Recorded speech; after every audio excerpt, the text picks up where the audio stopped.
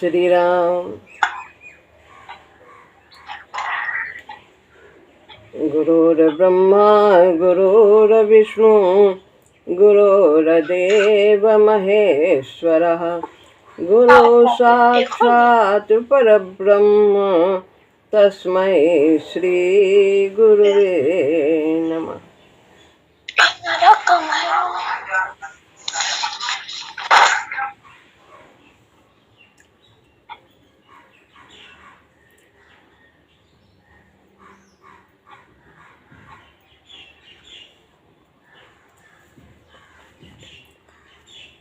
श्रीमद् भगवद गीता अध्याय 4 श्लोक है 12वां। कांक्षन्तः कर्मणां सिद्धिं यजन्त इहि देवतः क्षिप्रं हि मानुषे लोके सिद्धिर्भवति कर्मजा। यहाँ पर भगवान देवताओं की उपासना करने वाले लोगों के बारे में बताया है कि जो कर्मों की सिद्धि चाहते हैं, जो नियत कर्म है, जो कुछ यहाँ कर्म करते हैं उसके लिए, और देवताओं का यजन करते हैं, पूजन करते हैं उस सिद्धि के लिए, तो उनका क्या परिणाम होता है, वे किस प्रकार से उपासना करते हैं देवताओं की। कर्मों की सिद्धि की इच्छा वाले लोग संसार में दूसरे देवताओं की उपासना करते हैं, पूजन करते हैं, क्योंकि मनुष्य लोक में निश्चित कर्म से होने वाली सिद्धि जल्दी प्राप्त हो जाती है। जो यहाँ संसारिक कामना करते हैं, देवताओं की उपासना करते हैं, उसके लिए यज्ञ आदि करते हैं, तो उसमें उन्हें जो लौकिक उपलब्धियां हैं वो कुछ शीघ्र मिल जाती हैं, ऐसा उनके समझ में आता है। ऐसे दयामय अनंत शक्ति संपन्न सच्चिदानंद को छोड़कर, प्रभु को छोड़कर वे देवताओं का पूजन करते हैं, कामना करते हैं। देवता तो बस जो जैसा देवता है उसके वैसी ही सामग्री उसको चाहिए, बस मिल जाए, और फिर वो व्यापार हो जाता है, एक हाथ दो एक हाथ लो, विधि विधान करते हैं। तो परमात्मा को छोड़कर अनंत शक्ति संपन्न है, जो सच्चिदानंद है, सत्यचित आनंद है, सत्य हैं, सबके अंदर वास करने वाले हैं, आनंद स्वरूप हैं, ऐसे प्रभु को छोड़कर देवताओं का पूजन लोग क्यों करते हैं? यह विस्मय की बात है।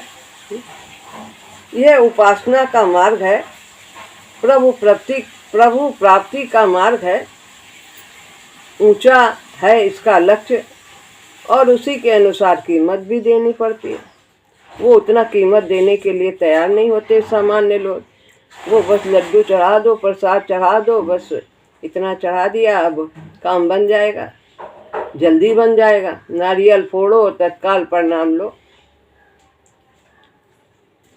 तो परंतु प्रभु बड़ी चीज पाने के लिए बड़ा कुछ करना होता है। तो ये बहुत ही ऊंचा मार्ग है, भक्ति का मार्ग। इसका लक्ष्य भी बहुत ऊंचा है, उससे ऊंचा कुछ पाने को रह ही नहीं जाता। परमात्मा की प्राप्ति के बाद और क्या पाना है? जो सबसे ऊंचा लक्ष्य है, निःश्रेय है, उससे श्रेष्ठ कुछ है ही नहीं। उसे अपना करने के लिए उसके हाथों बिक जाना होता है, बिकना होता है। जो कुछ खरीद लेते हैं हम कोई सामान, तो उस पर हमारा पूरा अधिकार होता है, हम उसे जब चाहें जैसे चाहें उसका उपयोग करते हैं। तो ऐसे ही हमें प्रभु के हाथों बिक जाना है, उन्हें समर्पित कर देना है अपने को, जैसे चाहे वैसे रखें, जहाँ चाहे वहाँ रखें। इस प्रकार शिकवा न कोई सवाल हो। उसे अपना बनाने के लिए ये करना होता है। वैसे तो वे सबके हैं, सभी का ध्यान रखते हैं, प्राणी मात्र का, लेकिन भक्त का विशेष ख्याल रखते हैं। उसे अपना करने के लिए वो तो हमें अपना मानते ही हैं, पर हम भी तो उन्हें अपना माने। भगवान तो समूहम सर्वभूतेषु न मे द्वेषोऽस्ति न प्रिया, सब में बसे हैं, सबको समान रूप से प्यार करते हैं, समदर्शी हैं।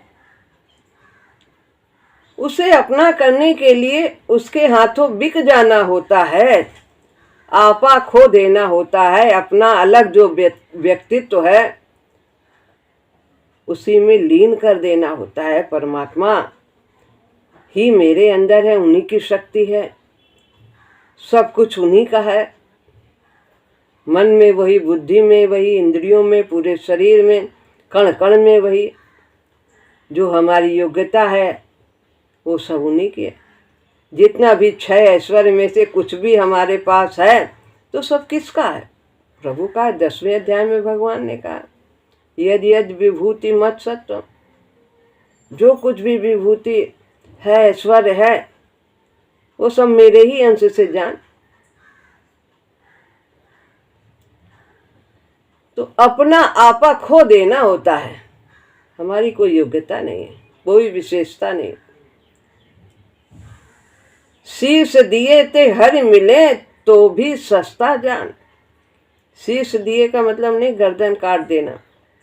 शीश यही अहंकार जो ऊंचा ऊंचा सिर के घूमता रहता है, हम भी हैं, कुछ हम भी हैं, हम ही हैं सब कुछ। तो ये आपा खोना है, शीश देना है। और भगवान कुछ चाहते ही नहीं। भगवान तो भक्त के अहंकार का भक्षण करते ही, वही उनका भोजन है। नारद जी को नहीं छोड़ा। बहुत ख्याल रखते हैं भक्तों का, क्योंकि अहंकार से भक्त का पतन होता है और वे अपने भक्त का पतन नहीं देख सकते जो उनकी शरण आ जाता है। शीश दिए ते हर मिले तो भी सस्ता जान, और सभी इच्छाओं की बलि तो पहले ही दे देनी होती है। कामना से रहित होना होता है। सभी धारणाएं, मान्यताएं, हम ऐसा करते आए, वैसा पहले करते थे, क्या क्या करते थे। अब गुरु जी ये बताते हैं खाली राम नाम जपो, और हम तो कितना कर्म कांड करते थे, हमारे यहाँ तो ये चल के हो आया है, ऐसा होता रहा, वैसा होता रहा। तो उसी में फंसे रहते हैं। सभी इच्छाओं, कामनाओं की, सांसारिक कामनाओं की बलि तो पहले ही दे देनी होती है। उन्हें समाप्त किए बिना हम इस पथ पर आगे नहीं बढ़ सकते। इस ऊंची चाह वाले कितने हैं यहाँ पर? कौन है ऐसा कि जो भगवान को चाहता है? संसार की जो चाह है वो उनके अंदर नहीं रहती है, पदार्थों की कामना नहीं रहती है। बहुत कम लोग हैं। उसी कामनाओं की तो पूर्ति के लिए भगवान की पूजा करते हैं, सकाम पूजा करते हैं। पहले तो देवताओं की ही करते थे। यदि आ भी जाते हैं परमात्मा की राह पे तो भी सकामता रहती है, धीरे धीरे वो जाती है प्रभु की कृपा से। सहस्रों में कोई बिरला ही प्रभु को चाहता है। सब प्रभु से ही चाहते हैं, प्रभु को नहीं चाहते हैं। बहुत ही बिरला कोई होगा जिसकी चेतना जागृत हो गई है, परमात्मा से युक्त होना चाहते हैं। हम चाहते हैं अपनी चाहों की पूर्ति, और सो भी झटपट जल्दी मिल जाए। कब काम पूरा होगा? एक पूरा हुआ, दूसरी खड़ी हो गई, जीवन इसी में समाप्त हो जाता है। और इतना उत्तम शरीर ऐसे ही हमारा बीत जाता है। हम चाहते हैं अपनी चाहों की पूर्ति, और सो भी झटपट। प्रभु के द्वार पर तो बिना उसका हुए सुनवाई ही नहीं है। वो तो पहले हमें उसके हाथों बिकना ही होता है। उसका होना ही होता है। गले राम की जेवरी जित खींचो तित जाए। हमें तो उसके गले की जंजीर बनना है। उनका जिधर मन हो घुमाते रहो अपना, जहां मन हो। प्रभु के द्वार पर तो बिना उसका हुए सुनवाई नहीं है। जैसे कल बताया, जब तक बिके न थे कीमत न थी हमारी, कोई पूछता ही नहीं था। पर प्रभु आपने खरीद के हमें अनमोल कर दिया है, अपना बना के हमें अनमोल कर दिया है। क्या औकात थी हमारी, भजन गाते। प्रभु के द्वार पर तो बिना उसका हुए सुनवा ही नहीं है। उसका होने के लिए महान मूल्य देना पड़ता है। कुछ रुपया पैसा नहीं है कि कीमत देनी पड़ती। इतना चढ़ा दिया, उतना कर दिया, कुआं बनवा दिया और बोर्ड लगवा दिया। वह सूरों का मार्ग है, वीरों का मार्ग है। और लोग तो वह दर छोड़कर देवताओं की शरण लेते हैं। वहां तो बहुत कम कीमत देनी होती। जो है पदार्थ उन्हीं को उनको चढ़ा दो, कपड़ा चढ़ा दो, लड्डू पेड़ा चढ़ा दो, यज्ञ करवा दो, कामना की पूर्ति होगी। पर ये तो समर्पण बहुत बड़ी बात है। अपनी कामनाओं इच्छाओं का समर्पण, अपने अपनों का समर्पण, अपनी सभी मान्यताओं का समर्पण, सब जो कुछ भी है हमारे जन धन मन शरीर सब कुछ आपके चरणों में, आपका है। जहाँ चाहो जिसे चाहो दो, जब चाहो जैसे चाहो रखो। आप हमारा हित हमसे अधिक जानते। हम तो कुछ जानते ही नहीं। हम तो मन के अनुसार चलते आए हैं और मन तो कभी ऊपर ले ही नहीं जाता, नीचे ही की ओर गिरता है। मन की गति और पानी की गति एक सी है। पानी का बहाव भी नीचे की ओर, मन भी इंद्रियों के कहे चलते। प्राण की पूर्ति करती रहती। अनुष्ठान करने से, व्रत करने से, पूजा करने से, बलि देने से, ऐसे कामों में देवता प्रसन्न हो जाते हैं और दे देते हैं। यदि आपके प्रारब्ध में है तो आपको मिल जाएगा। और हमारी मनोवांछित कामना पूरी कर देते हैं। हम मनौतियां मनाया करते हैं, करते ही थे सब यही सब। अब धन चाहिए, अब पुत्र चाहिए, नाती चाहिए, पोता चाहिए, बंगला चाहिए, यही सब एक के बाद बहुत बड़ी लिस्ट है। वही प्रभु देवताओं को देते रहते हैं। अमुक काम हो जाएगा तो मैं यह करूंगा। सभी देवताओं के लिए अलग अलग उपासना भी करते हैं। कोई धन के देवता हैं, कोई बुद्धि के देवता हैं, अलग अलग। सूर्य जी हैं, इंद्र हैं, पानी बरसा देंगे। सबके लिए अलग अलग। खेती किसान सब कुछ एक जगह से प्राप्त हो जाएगा। मानो प्रलोभित करते हैं हम देवताओं को कि हम इतना काम हमारा कर दो, हम तुमको ये दे देंगे, इतना चढ़ाएंगे। और नहीं काम हुआ तो नहीं किया, काम हो गया तो दे दिया। जैसे बाजार गए, सामान लिया, उसने हमें दिया तो हमने उसको पैसे दिए। फिर व्यवहार खत्म, ना हमारा कोई जान पहचान, ना तुम्हारा कोई जान पहचान। फिर जब कभी जरूरत पड़ेगी फिर आ जाएंगे। ऐसे खेल देवता खेलते हैं। मानुषी लोक में इस प्रकार के कर्मों द्वारा जल्दी ही सिद्धि प्राप्त होती है। सिद्धि यही कामना, पूर्ण सिद्धि की बात नहीं है। पूर्ण सिद्धि तो परमात्मा की प्राप्ति है। लेकिन कहीं कहीं पर गीता में सिद्धि भगवान ने जो है श्लोक बनाने के हिसाब से कहीं कहीं सिद्धि पूर्णत्व के अर्थ में भी लिया है। अलौकिक सिद्धियों का भी लाभ हो सकता है। कैसे हो सकता है? यदि हम देवताओं की उपासना में यदि हम भगवत भाव रखते हैं तब हमें परमात्मा की ओर बढ़ने का अवसर मिलता है। उनको भगवान से भिन्न नहीं मानते हैं। तब देवताओं की उपासना के द्वारा, जैसे तुलसीदास जी ने अनेक देवताओं की आरंभ में उपासना की है रामचरितमानस में, लेकिन उसमें यही कहा है कि हमें प्रभु के चरणों का प्रेम दो। यही याचना की है सभी से। देव उपासना और प्रभु उपासना का अंतर स्पष्ट हो जाता है और अब दोनों में अंतर बताते हैं कि उसमें क्या देना होता है, कीमत क्या होती है और क्या प्राप्त होता है। ये सब इसमें गुरुदेव भगवान बताते हैं। वहाँ लक्ष्य है प्रभु, जो प्रभु की उपासना है तो वहाँ लक्ष्य है क्या हम क्यों पूजा कर रहे हैं, भगवान का सुमिरन क्यों कर रहे हैं, क्यों ध्यान करते हैं, पठन पाठन क्यों करते हैं, भोग भी लगाते हैं, सभी कर्म नियत कर्म सब प्रभु के भाव से करते हैं। क्यों करते हैं? क्योंकि हम भगवान को चाहते हैं, हमारे प्रभु प्रसन्न हों हमसे, उनकी प्रसन्नता के लिए हम कार्य करते हैं, उनको हम पाना चाहते हैं, अपने से एक करना चाहते हैं।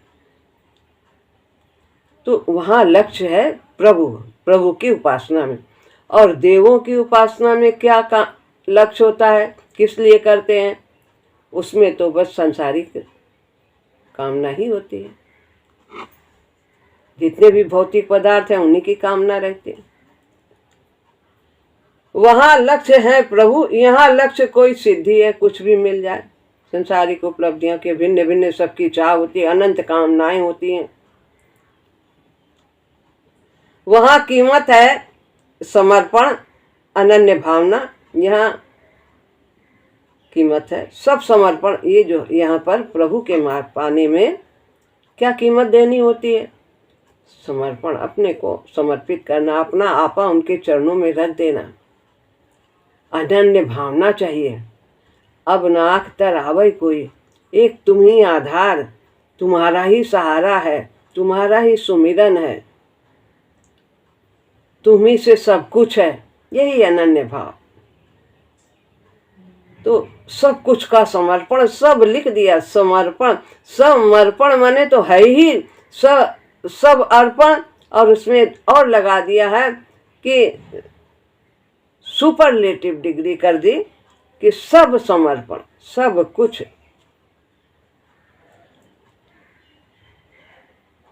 तो सब समर्पण, अनन्य भावना, ये प्रभु की उपासना में ये कीमत देनी पड़ती है। और वहाँ जो देवताओं के हैं उसमें विधि विधान, एक विशेष विधि, सब देवताओं की अलग अलग विधि होती है, अलग अलग उनको वस्तु चाहिए। सब कोई रजोगुणी देवता हैं, कोई तमोगुणी हैं, गोरख पंथ आदि के उसमें अलग पूजा होती है, और इसमें तंत्र मंत्र वाले में, और इसमें जो है देवताओं में रजोगुणी हैं, उनको बहुत तरह के अनुष्ठान चाहिए, अच्छा भोजन चाहिए, वस्त्र चाहिए, क्या क्या चढ़ावा चाहिए, पता नहीं क्या बहुत कुछ होता हो। वहाँ निष्कामता है प्रभु की उपासना में, कोई कामना नहीं। और यहाँ सकामता रहती देवताओं की उपासना में, सांसारिक चाह रहती है। वहाँ प्रेम है और यहाँ मतलब है। वहाँ तो बस प्रभु की उपासना क्यों करते हैं कि हमें प्रभु से प्रेम है, हमें उनके सुमिरन से आनंद आता है, उनके विस्मरण में हम एक पल भी हमारे लिए काटना मुश्किल हो जाता है, व्याकुल कर देता है उनका विस्मरण। तो प्रेम है। और यहाँ पर तो मतलब है, स्वार्थ है देवताओं की उपासना में। ये चाहिए, क्या क्या चाहिए। जो यज्ञेश्वर है, जो पुरुषोत्तम है, जिसके चरणों में हमें कर्मों को अर्पण करना है, उसके स्वरूप का वर्णन हो रहा है। तो ये पिछले श्लोकों में यही हो रहा है। यज्ञों के स्वामी हैं हमारे प्रभु, सभी तपों के स्वामी हैं, तभी यज्ञों के स्वामी हैं, सभी लोकों के महेश्वर हैं। तो वो ऐसे हैं, वो अवतार लेते हैं, वो लीला करते हैं, वो हमें स्वीकार करते हैं, सभी प्रकार से हमें उत्तर मिलता है, हमारे सिर पर वरध्वस्त होता है, हमें स्पर्श करते हैं, हमारी आवाज़ सुनते हैं और हमें उसका उत्तर भी मिलता है, हमारे भोग को स्वीकार करते हैं। वो ऐसे हैं, वो हमारे उपहार को भी स्वीकार करते हैं, हमारे कर्मों की भेंट भी खुशी खुशी ले लेंगे। ये वस्तु जो कुछ है वो सब आपके है, और जो पदार्थ तो आपका है ही, और जो हम क्रिया कर रहे हैं, कर्म कर रहे हैं, नियत कर्म कर रहे हैं, नियत कर्म ही यज्ञ है। तो जब हम निष्काम भाव से करते हैं, भगवत भाव से करते हैं, वही यज्ञ है, और वही हमें प्रभु तक समीप ले जाता है। तो वो खुशी खुशी हमारे कर्मों की भेंट भी स्वीकार करते हैं। उसी का परिचय और देते हैं, प्रभु स्वयं देते हैं।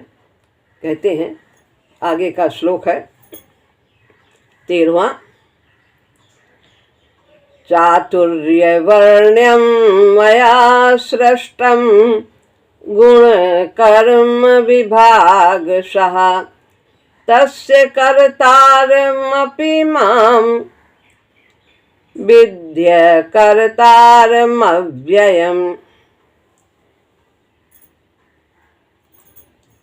भगवान कहते हैं, मैंने संसार की व्यवस्था भली प्रकार चल सके इसके लिए गुण और कर्मों के अनुसार 4 वर्णों का विभाजन किया है। गुण के अनुसार कर्मों का विभाजन किया है।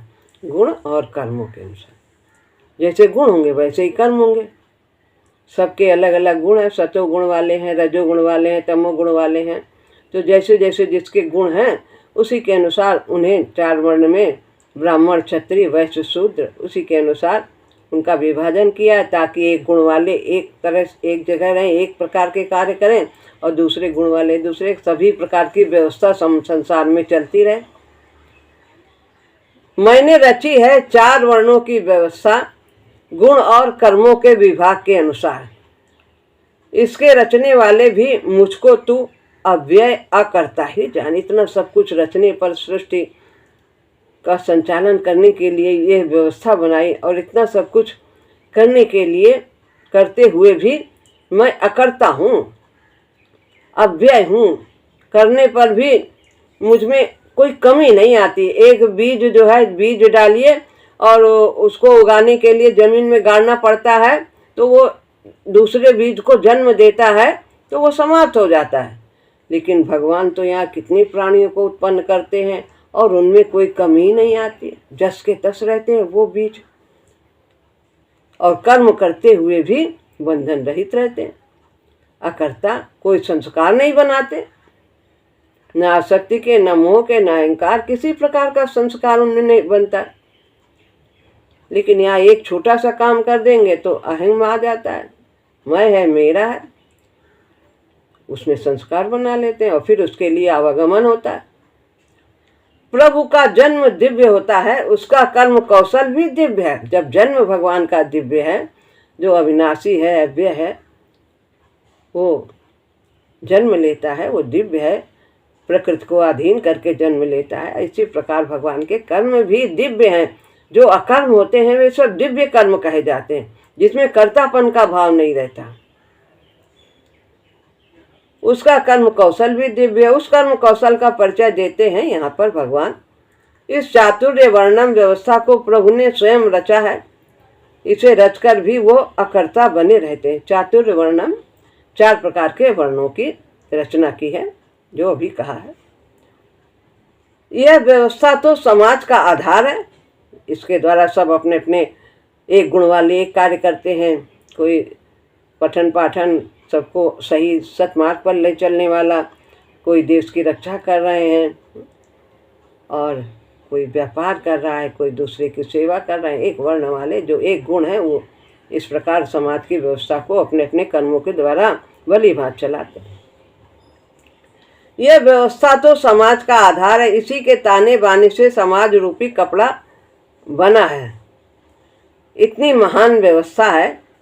प्रत्येक के लिए स्वधर्म का निर्णय इसमें हुआ है। ये उस समय की बात है जब भगवान द्वापर में थे, तब ऐसी सब व्यवस्था चलती थी भली भांति, वर्ण की, जाति की, और सब अपना अपना कार्य करते थे। लेकिन अब अंतर्जातीय विवाह होने से गुण अलग अलग, सब एक ही जाति में नहीं रहते हैं। किसी जाति में ब्राह्मण के आ गए गुण, किसी के क्षत्रिय के ब्राह्मण में, कहीं ऐसी, इस तरह से सब गुण आपस में मिलजुल गए। समाज की गाड़ी को चलाने वाली यही व्यवस्था है। इसके बिगड़ने से सभी संकर हो जाएगा, खलबली मच जाएगी, संकर हो जाएगा, यानी कि सभी अपने उद्देश्य की ओर नहीं बढ़ पाएंगे। आत्मा परमात्मा की ओर जब बढ़ती है तो संकरता नहीं होती, और जब वो प्रकृति की ओर बढ़ती है तो संकरता हो जाती है, अपने उद्देश्य से विचलित हो जाती है।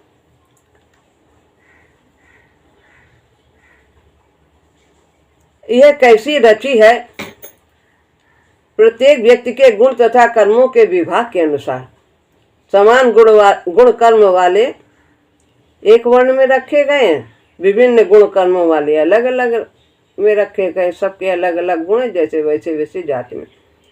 अर्जुन से प्रभु कहते हैं, मैं इतना बड़ा काम करता हूँ फिर भी मैं कर्ता नहीं बनता, मुझे कर्तव्य तो छू नहीं जाता, अतः कर्म बंधन नहीं होता है। मैं तो अविकारी शुद्ध चेतन बना रहता हूँ कर्म करने पर भी। जब हमारे अंदर कर्तापन का भाव होगा तभी हम विकारी होंगे, जब हमारे अंदर देह भाव होगा तभी हमारे अंदर विकार आएगा।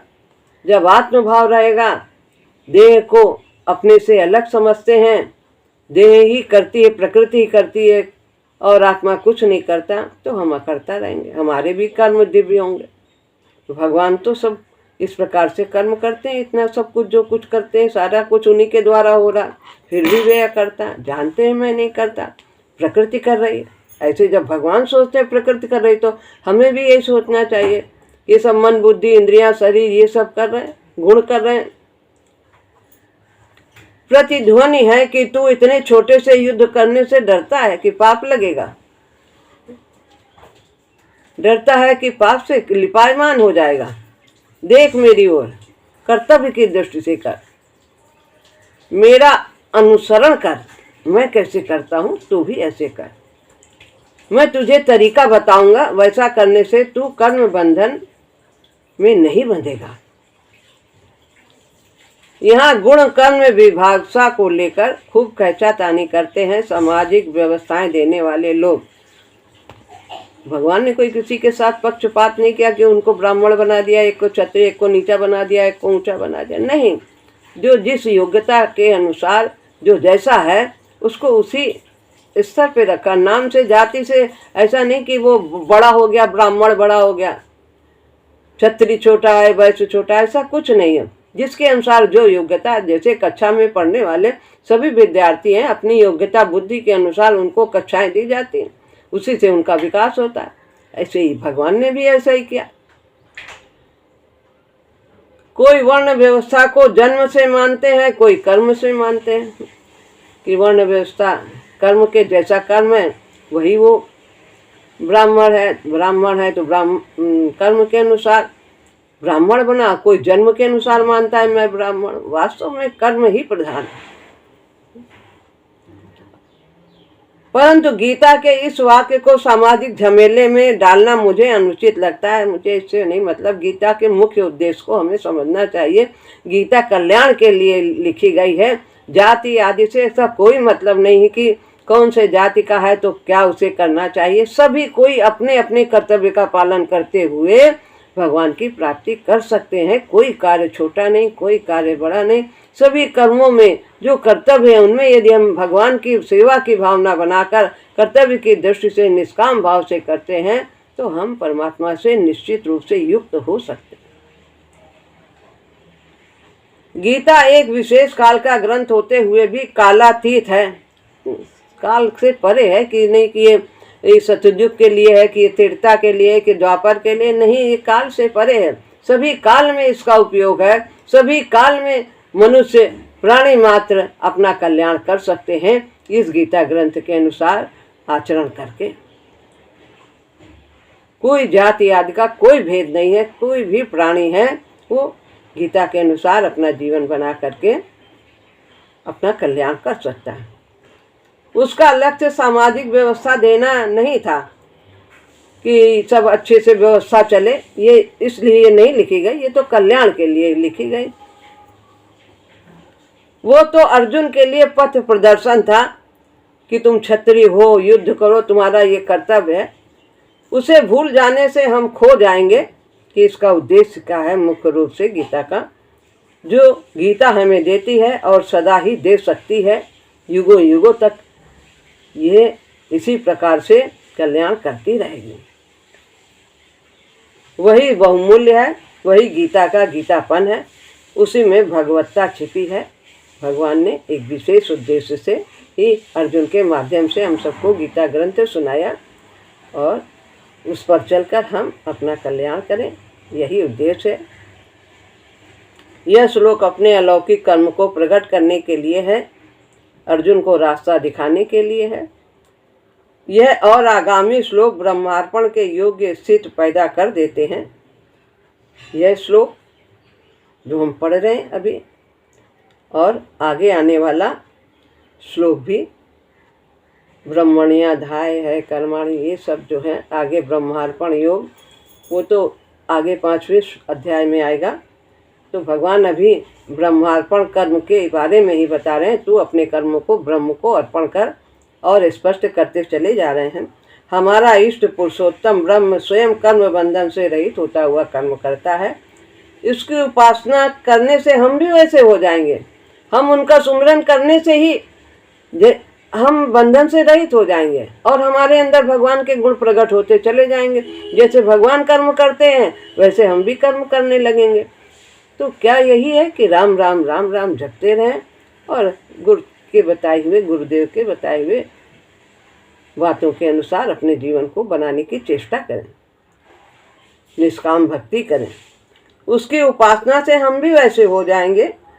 दूसरे वह उपास्य है, वो हमारी भेंट को स्वीकार करता है, वो हमारा इष्ट है।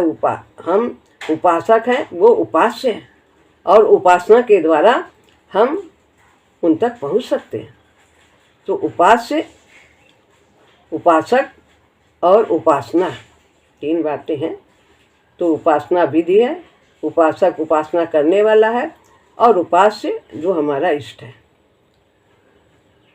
इतनी ही निष्ठा की तो कर्म के अर्पण करने के लिए आवश्यकता है। इतनी निष्ठा की तो कर्म के अर्पण करने के लिए आवश्यकता है कि हम उपासक हैं, वो उपास्य है, वो हमारा इष्ट है, वो परमेश्वर है। बस यही निष्ठा को जागृत करना है, वो सच्चिदानंद है। ये सब भाव हमारे अंदर दृढ़ होता चला जाए, कर्म अपने आप ही प्रभु को अर्पित होते चले। श्री राम।